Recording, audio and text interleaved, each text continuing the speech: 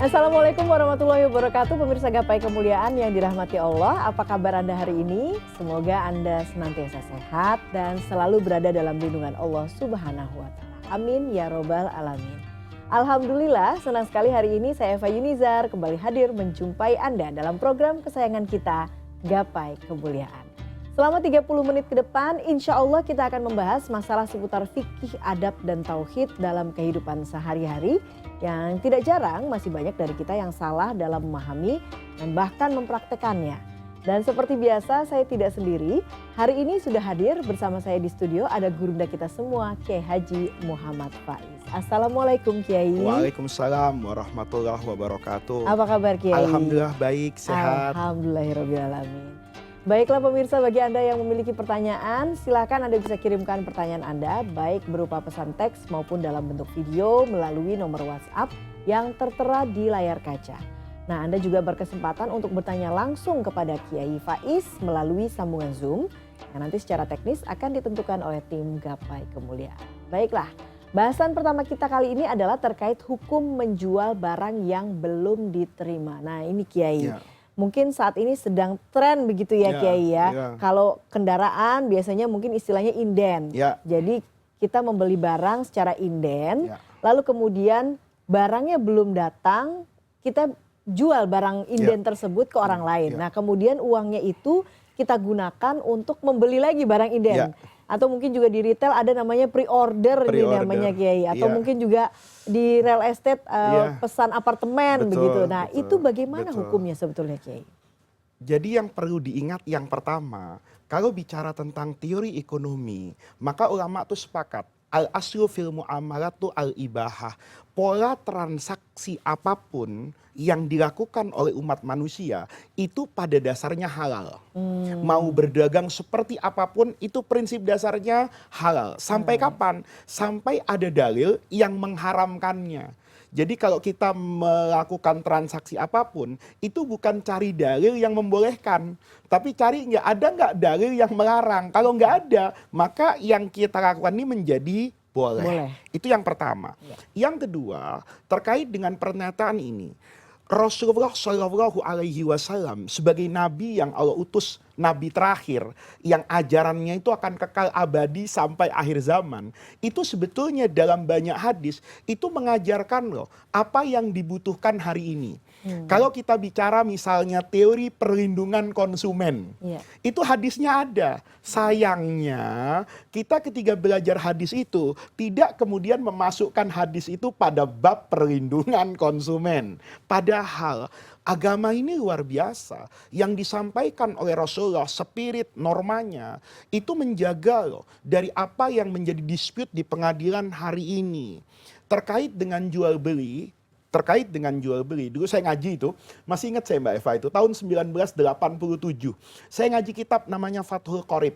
Ya, kitab kuning tuh nggak ada harokatnya, belinya mungkin 2.000, 3.000 di Tanah Abang zaman itu.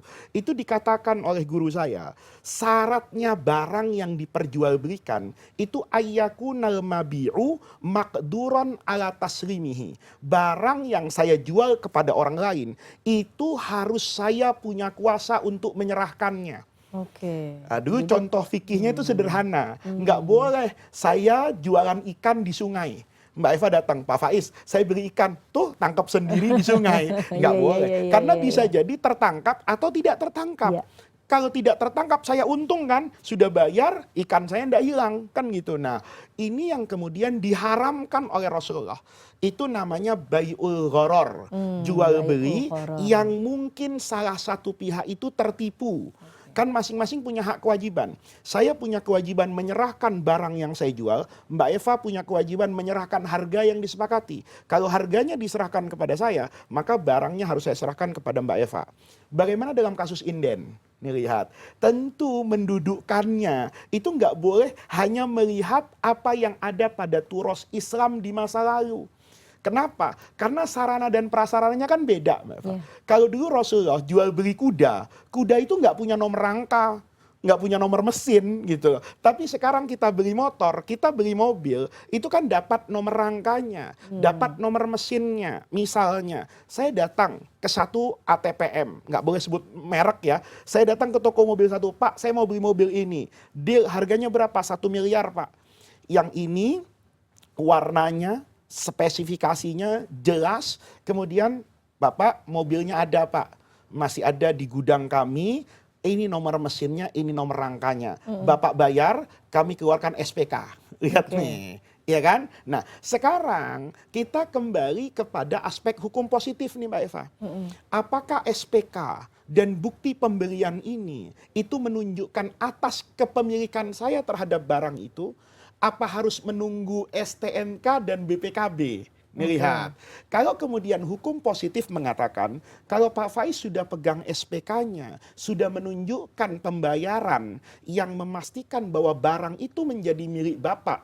Misalnya mobil A, warnanya hitam, nomor mesinnya ini, nomor rangkanya ini, spesifikasi CC-nya jelas, ya, atau misalnya rumah ada di hub, di bagian mana, blok mana, sertifikatnya jelas, bagiannya ditunjukkan, kemudian saya punya AJB itu.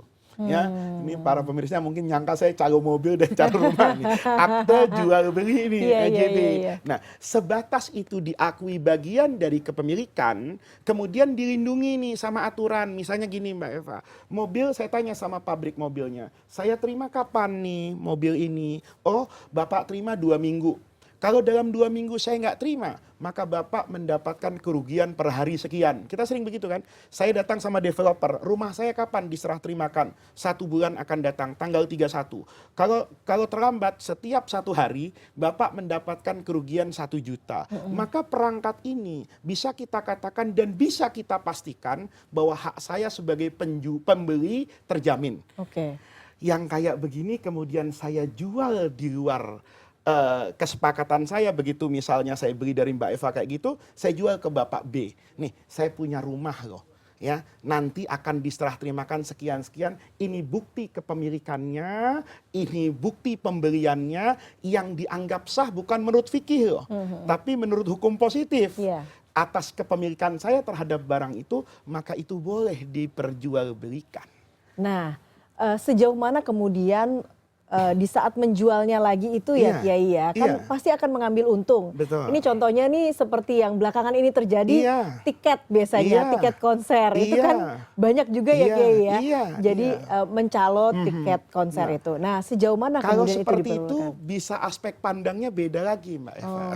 Sekarang saya itu sedang menjual tiket konser atau saya sebagai calo jasa yang mengambilkan tiket itu, atas jasa itu saya minta kompensasi keuntungan di atas harga normal. Itu berbeda. Jadi kalau saya misalnya punya tiket sekarang, ini tiket nih, saya nontonnya di depan loh. Besok misalnya Persija lawan Real Madrid misalnya. Ini di depan sekian, saya jual, ya boleh. Gitu loh. Walaupun pertandingannya belum terjadi. Kenapa? Karena ini jaminan saya mendapatkan kursi. Tidak beda jauh misalnya di masa lalu tuh ada calo di stasiun, ada calo di bandara. Ini saya punya tiket loh. Mungkin terbangnya masih 20 hari lagi Mbak Eva. Tapi sudah dibayar hari ini kan secara lunas. Kemudian saya perjualbelikan apa-apa yang manfaatnya masih di masa yang akan datang. Tetapi tidak mungkin terjadi dispute. Begitu saya beli tiket kereta, selama ini asli loh ya.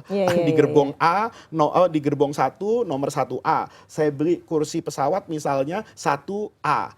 Terjamin. Walaupun masih 20 hari lagi. Tiba-tiba saya bilang sama teman saya nggak jadi nih, mau nggak kamu? Boleh. Boleh ya? Boleh. Selama yang penting kata kuncinya, hak dan kewajiban 2 orang yang melakukan transaksi ini bisa terjamin atas nama hukum.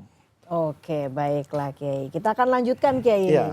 Ini pertanyaan kegiatan sehari-hari nih biasanya pada saat sholat berjamaah gitu ya. Saya juga punya pengalaman berada di belakang begitu ya. Tiba-tiba melihat di depan itu ada laki-laki yang sedang sholat.